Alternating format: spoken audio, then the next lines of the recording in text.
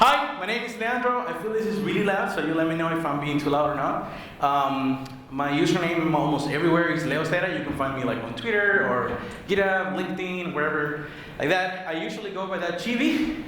It's like a tiny cartoon, right, of myself when I had longer hair.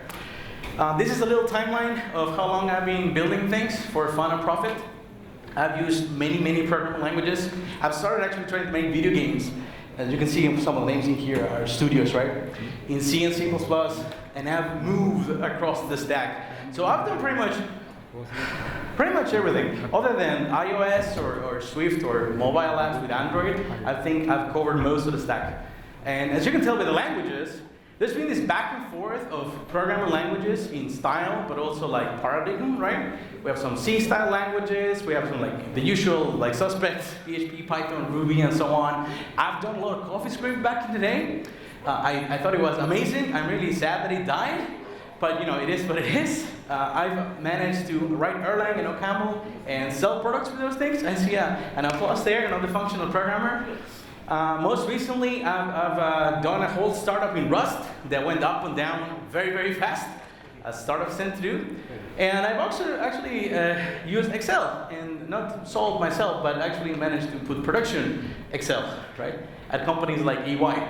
So you probably don't know most of the companies below the line, but the ones above the line, I'm sure you've heard of at least. Spotify, anybody here uses Spotify? All right, we have a big hand here. She works at Spotify though, so very biased. Klarna, payments provider in the Nordics and DACH area, no? I see one person nodding along, all right. Ernst & Young, EY. Hey. Yeah, oh yeah, I see some people over there. Maybe you work there. Okay, you don't have suits, so probably not. Yeah. So that's me. This is some of the stuff I've done. Today I want to talk to you about why the drug developer, like me and you really, why we should care about the accessibility for ourselves. Not really accessibility for the users of the things we build, but for the developers themselves, right? How are we building things to make it easier for all the developers to keep building? I'll give you an example, right? We'll start with this class. Two things. One, how many of you use JavaScript on a daily basis? If you can raise your hand. So roughly half the room, interesting for a web and mobile panel. Can you see this on the back? Yes. Perfect. I get it. Okay, plus one over there. That's a little class for a user, right? We have a constructor, we have an invariant there, we're checking that the name is a string, and then we have this little function that has a contract. We're saying we will always return a string, right? Can you point out what's wrong? The name, what's that? No, perfect, right. So when we actually run that function, even though all the expectations are that this will be a string, we get undefined. And the problem is that we had a typo. We had a goddamn typo, right? That's crazy. If you have dyslexia, this could be a bug in production that you will never find out, right? Until you actually get to production. So we must spell check. And that kind of sucks, because I'm not very good at spell checking myself, right? Now, we want to add a new feature. We have a class for an email, and we have some magic validation there. I'm not going to actually put a regex for doing validation, but let's assume that there's some code for doing the validation, right? We had that for a second. We put that into our class for a user. Now the user gets to be built with an email as well, right, as the name. And we have this new function for checking if the email is valid, right? So you build a user, you pass it some data, and then you say, hey, is the email valid here? And when we try it out, it turns out that it's not. I mean, obviously, this is a constructed example. We passed 1, 2, 3, 4, and that's clearly not a valid email. But there's nothing in this program that prevents you from making that mistake. So we need to add another constraint. When you're creating a user, you have to say, I must get an email that is an instance of the class email. Otherwise, I will break, right? And we get that. And now our user.has valid email function runs correctly. So far with me? I see a bunch of nods. I'll move on. Perfect. We must assert invariants. And that sort of sucks, because you know, if you don't think of all of them ahead of time, you're going to encounter them at some point when you run the code, right? Now, we tried to run this code again. And now it fails. And it says that this function is valid. It's not a function. Who can guess what happened here? Any guesses? Daniel? No worries. So we run the same code, right? But it broke. When we actually inspect what changed, we'll see that the email class has changed. Now the validation happens at the construction time. So we no longer have an isValid method. There was no way for us to know that, right? Just looking at the code that we're working with. Somebody else made that change. Eventually we have to integrate. Usually that happens in a pull request, right? You push your changes and it says, oh, now you have to rebase your master. You maybe click the button if you're a heretic, or maybe on the terminal you do git pull rebase, right? And you get the latest master changes, main changes, right, under yours. And then you see that error when you run that code again. Sorry for the people in the back. I know that you cannot see this. You'll notice that most of the slides are actually from about here upwards. It wouldn't be very inclusive if I didn't consider that, right? So yeah, we must test all the code paths. We need to make sure that we're testing all the code that is in the repo all the time. And you'll say, no, but if you do TDD, TDD is expensive. It takes a lot of time to build, right, all the tests. And usually you don't aim for 100% anyways. You aim for like, I don't know, 60 to 80%, depending on the criticality of the code base, of that sort of part of the code.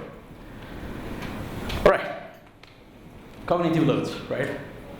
We must spell check everything. You must assert all the invariants.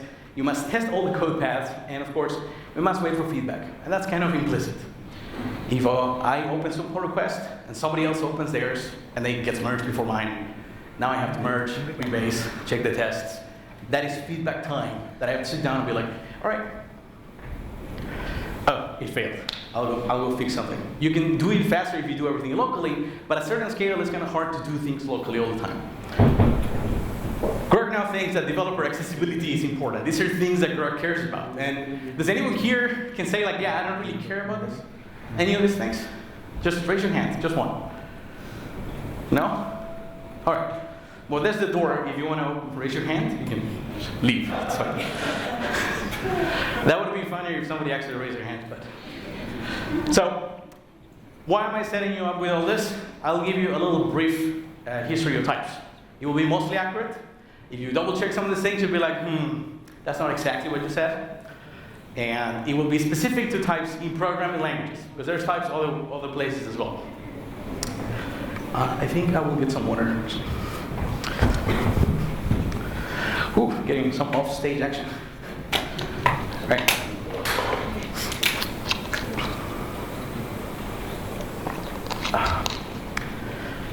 All right.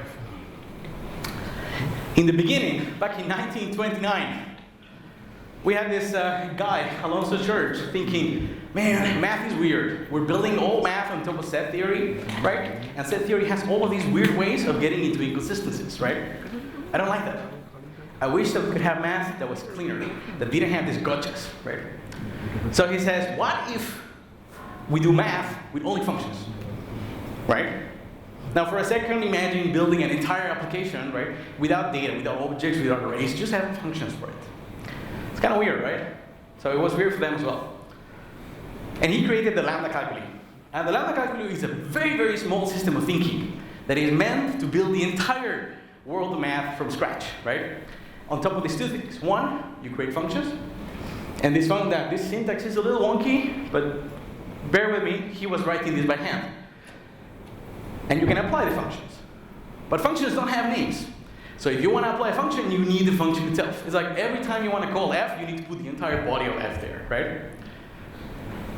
He also didn't use the keyword lambda. He actually wrote lambda like that, right?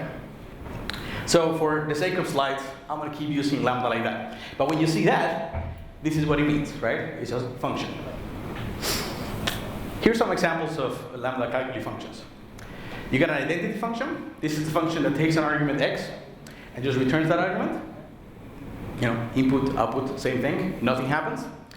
Here's a function that returns the same value always, right? Whatever argument you pass in there, it always returns y. It could be true or 2 or whatever, right? Here's a function with 2 arguments, right? So this system of thinkings only support functions with a single argument, which is like kind of limited. And because you cannot reference yourself, and there's no loops or fors or anything, if you want to do something that does a lot of work over time, you need recursion. And to introduce recursion, there's combinators. Maybe you've heard of the Y Combinator. How many of you have heard of Y Combinator? Well, not that many. It's a fund, a VC fund, right? Has nothing to do with this, but it's called because of this, because they're supposed to be a company incubator, right? They create companies. They're a company that creates companies. The Y Combinator in Lambda Calculi lets you create a function, right, that when you call it, gets called with itself. It's like, my company gets called with my company so I can build companies. It's kind of weird. Recursion is weird anyways. So, some time passes, and boy Alonso is just wondering, like, oh, well, you know, we have this massive, very, very small, right, foundations to build this massive mathematic world, but we have some inconsistencies here as well. Some lambdas don't terminate. You can imagine making a for or a while loop that never ends, right? Recursion is the same.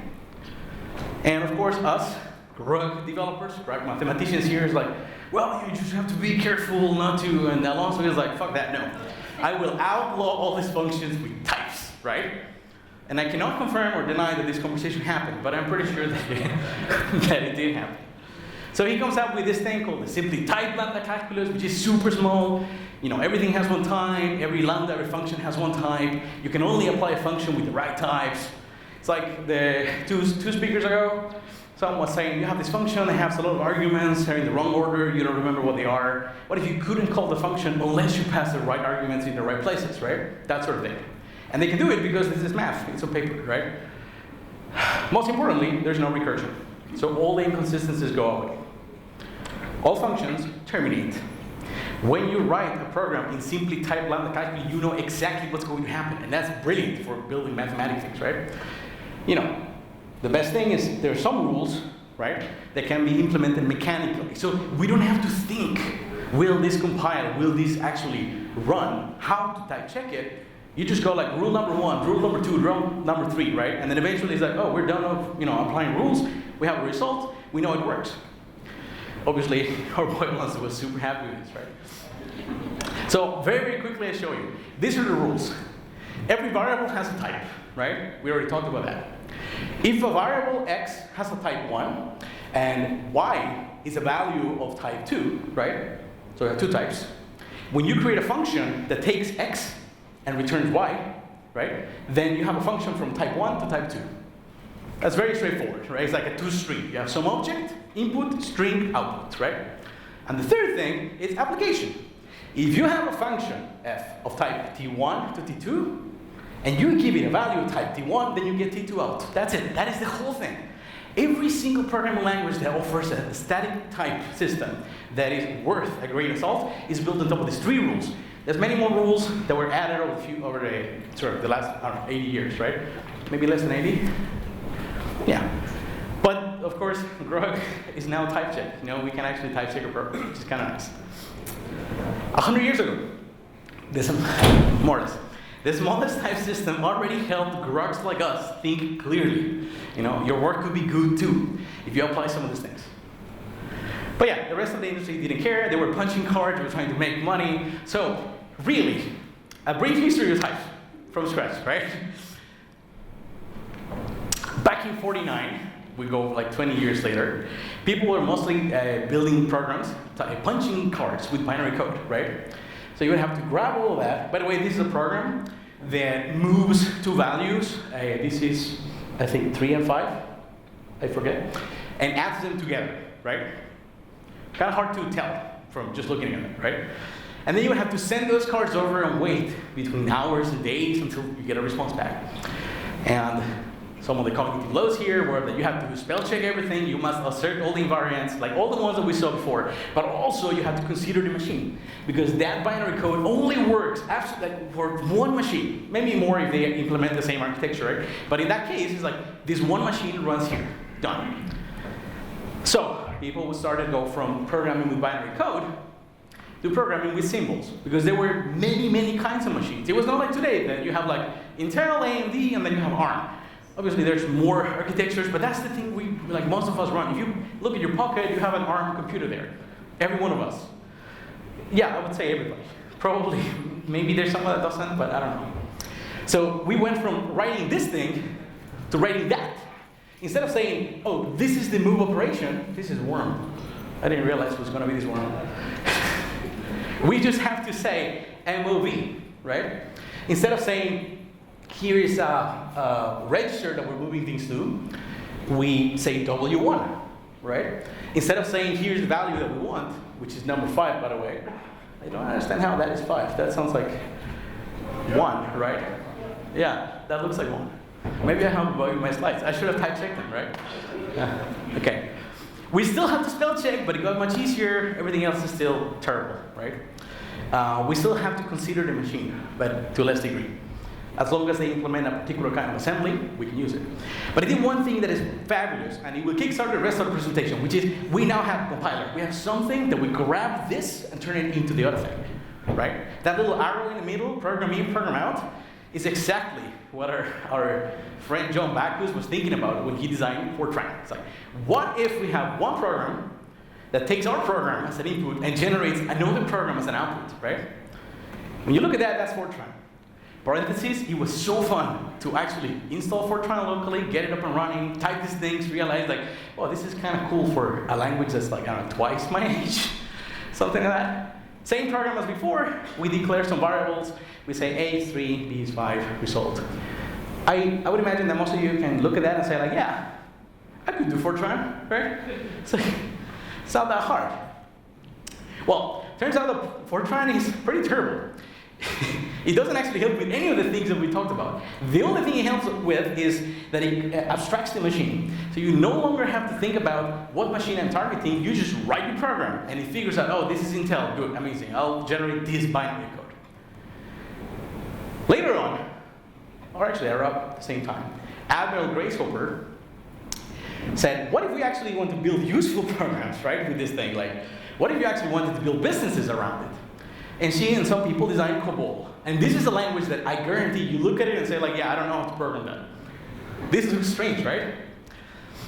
But it has a lot of things that are very, very interesting and that help. So for example, the compiler will spell check. If I use rasalt instead of result, the compiler will tell me, hey, this variable is undeclared. If I try to add two of these values, right, and one of them happens to be a string and the other an integer, the compiler will say, I cannot coerce int into this type of array of char, because they really don't really have strings. So two things are amazing. The problem here is that we must declare all types up front, right? And we have this very strange way of dealing with data. You still have to assert all of your domain invariants. So if you need the age to be between 0 and 100, you have to do that with code yourself, right? The type system won't help you. You have to test all the code paths, because COBOL works in a very strange way. You don't usually like grab all your code and compile an executable that you run. It seems to work by loading data while you're compiling it, which I don't really understand. But then again, I don't write COBOL for a living, so I don't have to. Everything else is still kind of the same.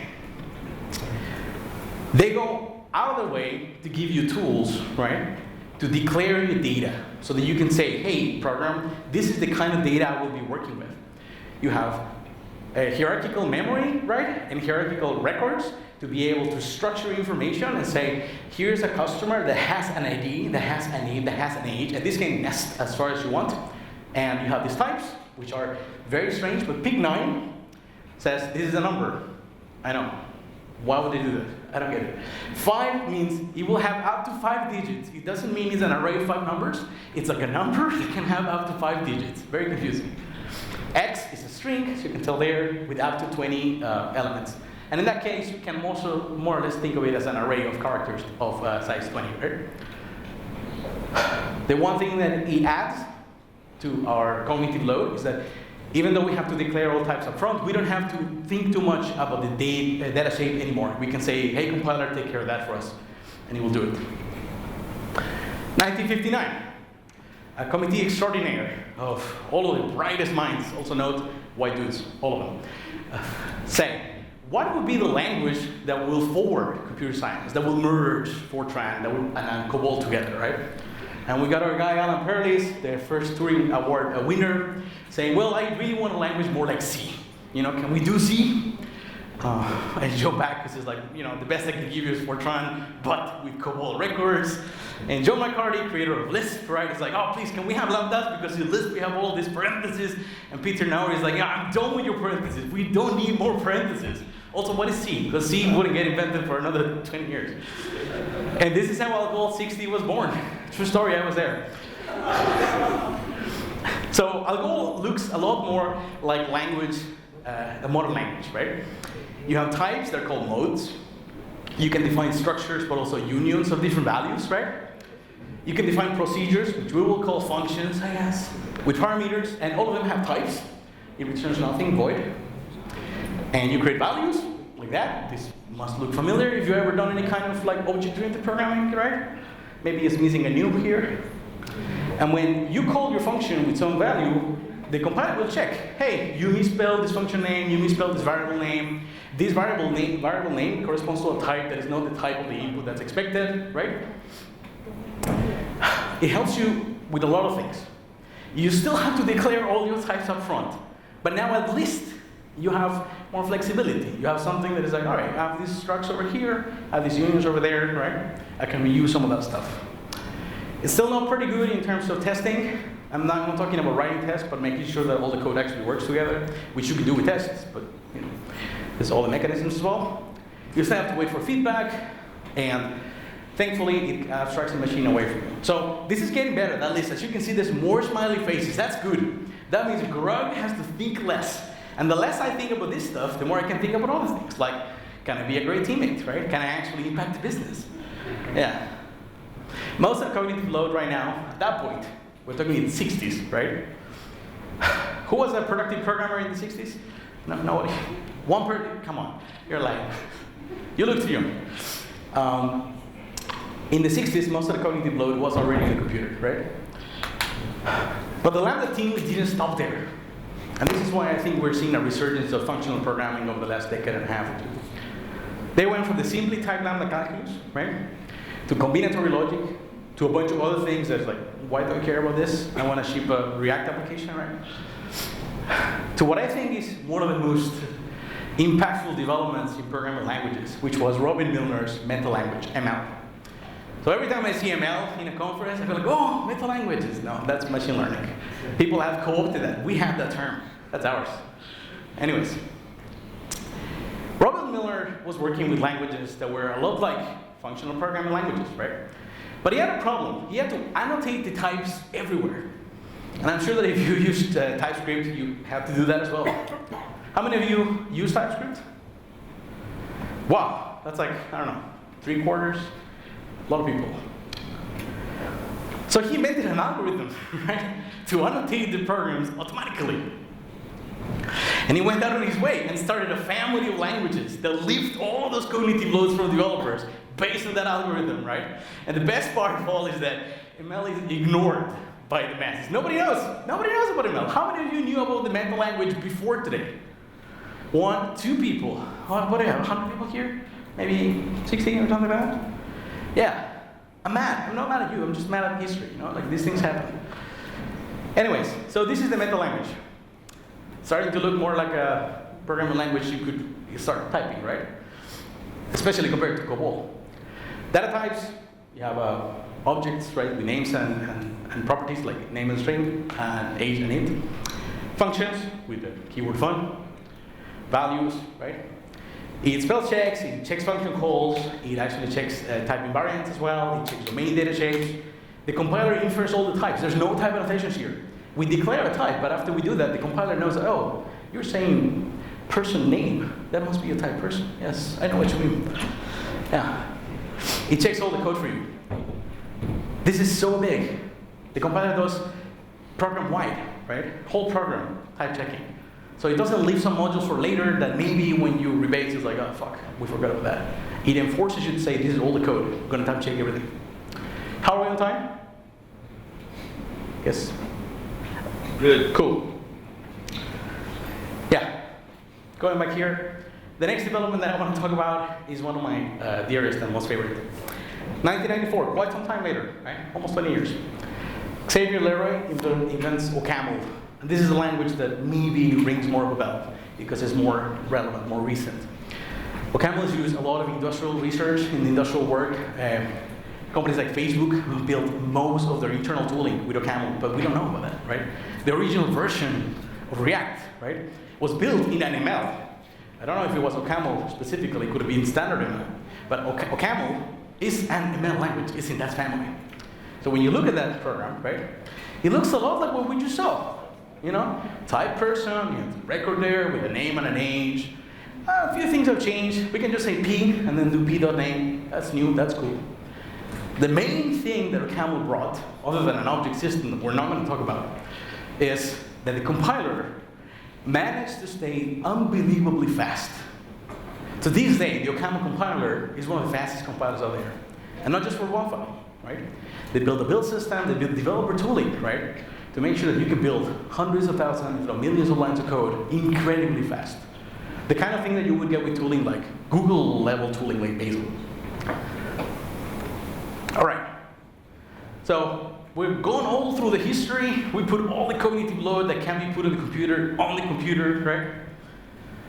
How is this about accessibility? Why do we care about this, right? Neurodivergence. Small pause for dramatic effect. Neurodivergence is when somebody has a brain, right, that works differently. It's not about like your mind, it's not about the software, it's about the hardware. It's how you're wired differently. Some people have ADHD, this guy. Some people have dyslexia, I don't. OCD, autism, massive spectrum of different things, right? There's many, many more. There's not something that is wrong with that. So it's not something that you need to fix. It's just something you need to accommodate for. Usually these issues happen, or you see people with neurodivergence really struggle when they work in an environment that's super stiff, that says, no, you need to be thinking this way, right? We don't. It's like, it's not what I want to think this way, it's just the way it works. And it does come with some upsides too. So this is where the talk gets a little more personal. Here's a little wall of the Neurodivergence in Computing Hall of Fame. This is, I think, the favorite slide for me of the talk. These are some people, some of whom I know, that over the years I've been following, right? And I've seen complain about the industry because the tools that they use are just not good for them. They're not built for them, right? And most of them talk about ADHD and type systems. Sock the dev, great guy, by the way. Or girl, I don't know.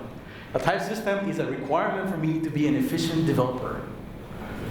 Think about that for a second. Someone has tools, right? And they cannot use them. They cannot do their job because the tools they have, right, are not letting them.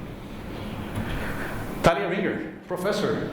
She does proof construction, doctor in computer science. Someone that needs static types to be able to be productive. We're not talking about like, oh, I prefer my types to be static. Oh, I want this type language. No, it's like, I just cannot work with you if I don't have these tools that help me do my job, that help me do my best.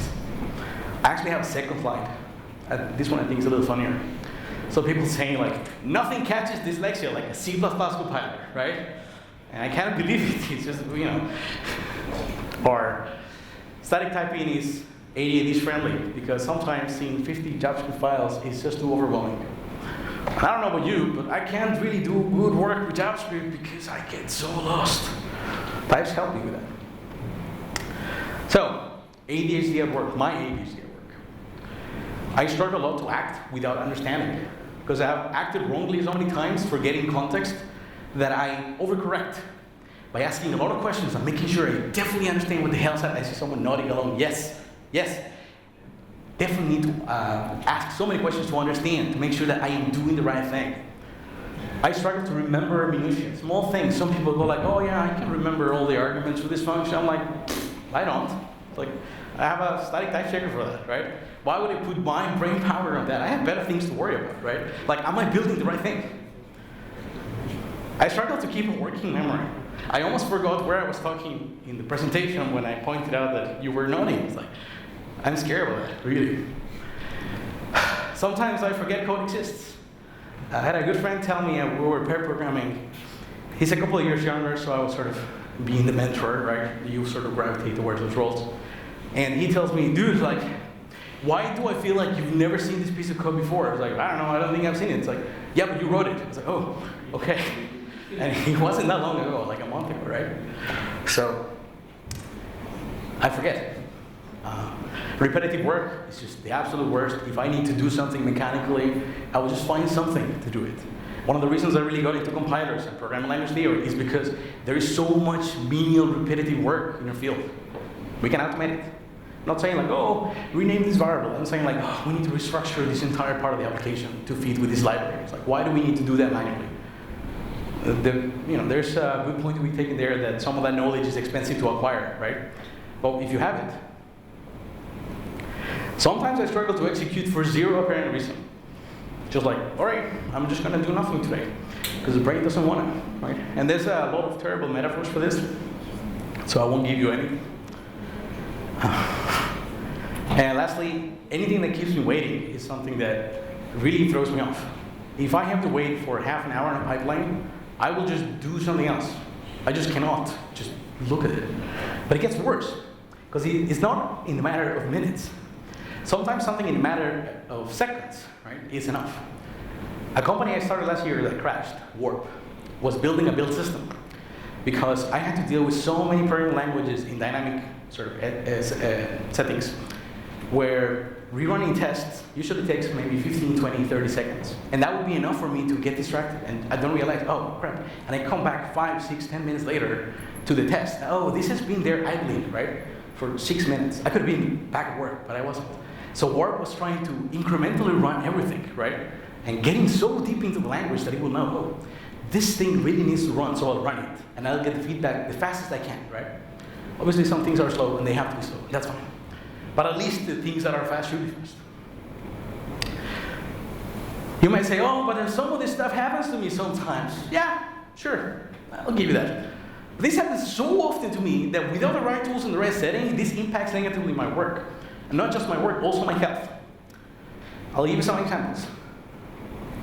When I was working at Klarna, I had several incidents, because I was just, I guess, not being careful enough, some neurotypical person would say. I was over-relying on some of the tools the language gave me, in this case Erlang and type specs, right? Where the tool was not giving me the guarantee I thought it had. So I would just rumble onto something else. We had really large batteries of tests, right?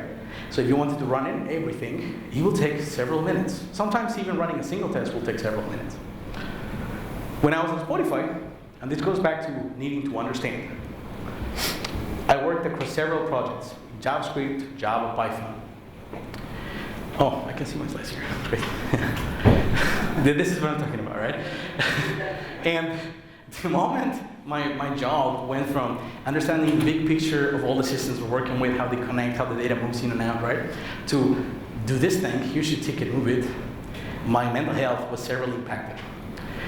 I'm not saying like, oh, I just didn't feel like going to work. No, like I was physically ill because of this. It was seriously bad. But when people have ADHD, we're equipped with the right tools and the right environment, ADHD can be a superpower. So let me show you a little bit how. Anybody have a friend that has ADHD that's like always late for everything? I guess I see a hand over there saying yes. Well, I'm always late for everything. I actually put this presentation together last night, right? It's been in my head since I submitted it, but I had to do the slides. Doing things on the last minute and figuring out how to succeed, right? With almost zero resources. We are the best people at that. Maybe not the best, but we're pretty good at that because we do it several times a day. So when there's an incident, you definitely want someone with ADHD there to be like, well, okay, well, I'll just like navigate all of this chaos because my life is kind of chaos, right? And I wish it didn't have to be that way, but it is. So I'm pretty good at that. People with ADHD thrive in crisis situations. We also love fixating on some things and just digging and digging and digging and digging, right? We call it dopamining. We have a word for that. Dopamine mining, right? So we start there, we just keep digging and learn about absolutely everything can be learned about one thing over like 2 days. And then it's like, oh yeah, we don't care about that anymore. This means that at any company, when I start doing that because why not, right? And eventually, I know a little bit about everything, right? And I can be pretty dangerous in a good way, right? So we make good generalists. Not saying other people can't do this. And I think everybody can. Just that we're particularly well suited for these sort of things. And lastly, because we have to deal with this chaos constantly, we have to get good at pattern matching and seeing like, oh, these are thoughts that are good, these are thoughts that are bad, right? This is how this domain works, right? Okay, we learned about this other thing. So transferring knowledge between domains, making those connections, right? Creative thinking, some people call it, right? That's something that we're inherently good for. Again, that doesn't mean that all the people that are not neurodivergent can't do these things, right? Everybody can. But our brains just happen to be wired slightly different. So these things are easier for us.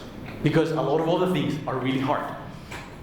So, silver linings, I guess. So, how to make things more inclusive for neurodivergent developers? You thought this was going to be a talk about types, right? Yeah. It is. But really, it's about how types can help people like us. I honestly don't have a good answer for you. I don't think there's one set of tools that's going to fix everything, right? Because maybe there's nothing to be fixed. But these things over there definitely help. So if you're building a team, if you have a team of people that are neurodivergent in any way, consider any tool that can check some of these boxes, right? Spell check things will help people with dyslexia, right? Checking function calls will definitely help people with ADHD, right? Making sure some invariants, the type level of list, are checked automatically means I don't have to try to remember things anymore, right? I can just rely on the computer, rely on the machine. Something that in first types is excellent because manual work, right, goes away. How many of you love doing manual work? No judging, just like, it's okay if you like it, it's fine. Anything that checks like other invariants deeper into the code, that's also great, right? And this could be tests, a practice of writing tests at work. Tools that are fast, please, for the love of God, if you're gonna pick tools that are fast. If you pick slow tools, right, you're gonna get a lot of people out of the wagon immediately that won't be able to help. Yeah, I think that's a good list. But if you ask me, the main thing that you could do to be more inclusive, to be more accessible to other engineers in your building is to use types. I know that I will thank you, and I know that your neurodivergent teammates will thank you too. Thank you.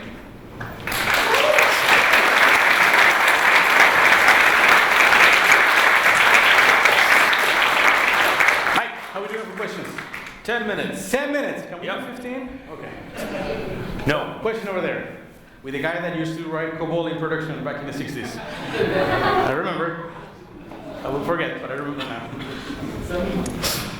First of all, I'm extremely disappointed that you have forgotten to mention the extremely important programming language called Intercal.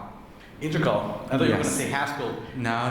Intercal is the absolute must of a programming language. Is this a question, by the way, or are you? Yes. I also had an actual question. Okay, go for it. Is what do you think about contracts and IFO? Contracts good. IFO, I haven't used it in production. I played around with it. It's not on the list of languages that I've used. If you can do contracts that generate types, even better, right? That's my answer. Next question. Please, I would love to have a conversation here, so anything you want to ask is valid. About types, about neurodivergence, or I don't know, what's like being an Argentinian in Sweden. That also works. Hi. So I know you haven't. Sorry? I love your shirt. Thank you.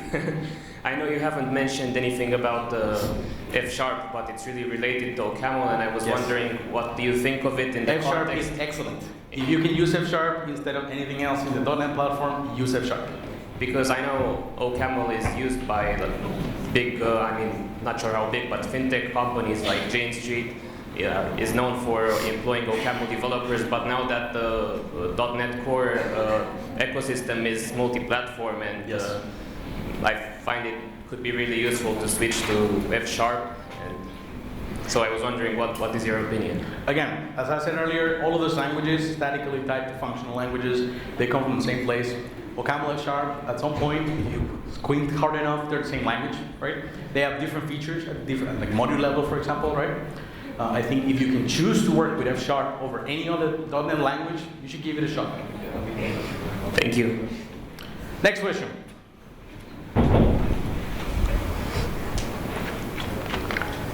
Come on, people. Don't be scared. One more from the COBOL guy. I feel guy from now on. Other than F# and OCaml. Are there other MLs that are worth learning or investigating? Are there interesting stuff in other MLs? Loaded question. I like it. So there are other ML languages. For example, actually I don't know if Miranda is in the family of MLs, but I'm going to put it there. You have Miranda, a programming language that nobody uses, but it's kind of cool. You have Haskell, a programming language that a lot of people use, and that I've done a lot of work to stay away from, because there's a lot of there's a point of diminishing returns with types. We have another question already, probably about Haskell. Sorry, you mentioned Rust. New kid on the block, it promises a lot. What do you like at Rust? I love that the compiler complains so much. A lot of people are like, oh, I just want my code to run, but I actually enjoy the compiler saying, you forgot this, you forgot that, you forgot this other thing. Obviously, Rust has its place for different kinds of systems. The original Rust compiler was written in OCaml, so a lot of the Rust type system comes from OCaml in some ways, right? If you can write Rust instead of, for example, C++, do it.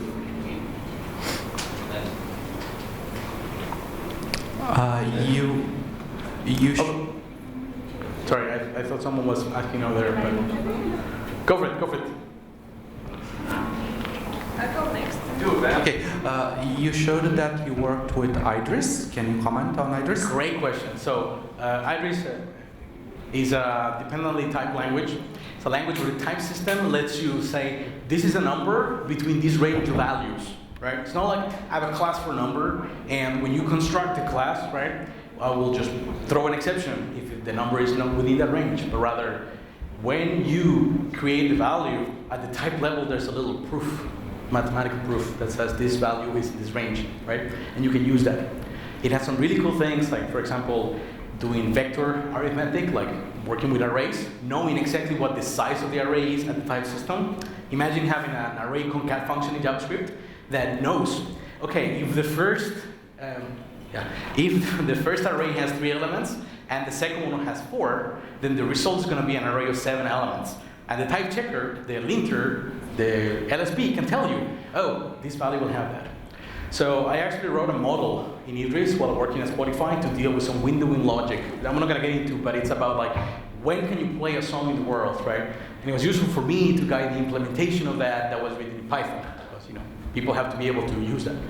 Dependent types are cool, but are kind of niche. Again, remember there's a point of diminishing returns with almost everything, right? So types are great, and at some point it's like, maybe more types is not better from here onwards. Excellent question, thank you. All right, we have 2 more questions here. Okay, amazing. You really have to try Haskell, man. It's great. So I've done some code reviews of Haskell blockchains. So I can read Haskell, and I can write enough to be dangerous, but it's fun. You need to know math, though. Well, that's the point, right? I want to write programs. Yes, go ahead, sorry. First of all, thank you so much for your presentation. Thank you. It's great work. And I wanted to ask you if you have any tips for keeping focused when there's like a really boring meeting going on and your attention just goes all over the place. I mean, what's worked for me is to block time. To say, okay, from 9 in the morning to 4 p.m., right? That's almost all day, right? I won't take any meetings. But sometimes you have to be able to switch context. And I think we can get really good at that, right? When you see the big picture and you understand like all the moving parts, you're not too involved with the details. But if you're too involved with the details, then practicing saying no can help. I don't have a like, hey, here's the fix, right? But I can tell you this has worked for me. Thank you. Good question. Thank you.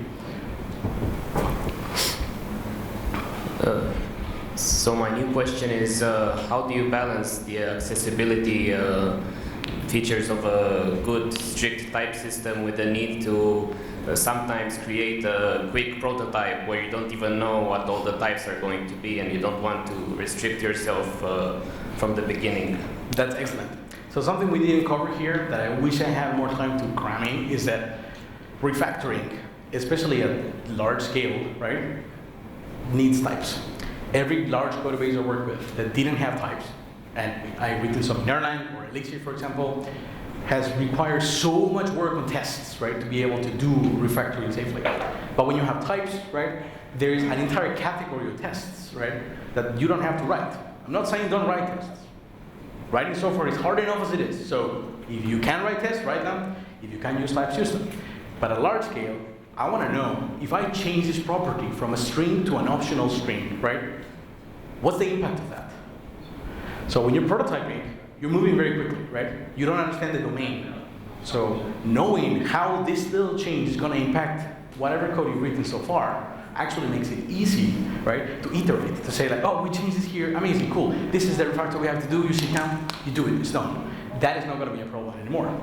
In my experience, prototyping with Rust, for example, has been fantastic, right? We built an entire company around that. We wrote like 30,000 lines of Rust. And from day one, it was like, we're going to write it in Rust. And we had to learn so much, right, about the build system domain. And the type system helped us. Why? Because it let us put what we understand of the domain at some point in time in the type system. Thinking like, this is what we now know a user is. Tomorrow it might be different. But once it is different, you can go and change that type definition, and the compiler will say, whoa, whoa, whoa, you told me that emails were optionals, right? They're not anymore, so this is all the code you need to deal with. People usually think that because dynamically typed languages will run and blow up when you run them, that is easier to make changes, right? But you don't know how big the change is going to be. At least with a statically typed language, you can assess that and say, yeah, this refactor is going to be too big. Throw the code, start over. I'm not saying you should do that, but sometimes you can, especially when you're prototyping. Does that answer the question? Yes, thank you very much. Cool. How are we doing? If there are no more questions, then I have one final one. I would love that, yes. Has anyone ever told you that you look like a nerdy and clean Jack Black? They have. Yes. You are. Okay. Thank you so much. Yeah, I do actually play guitar. There we go. It's Jack Black. Round of applause, everyone.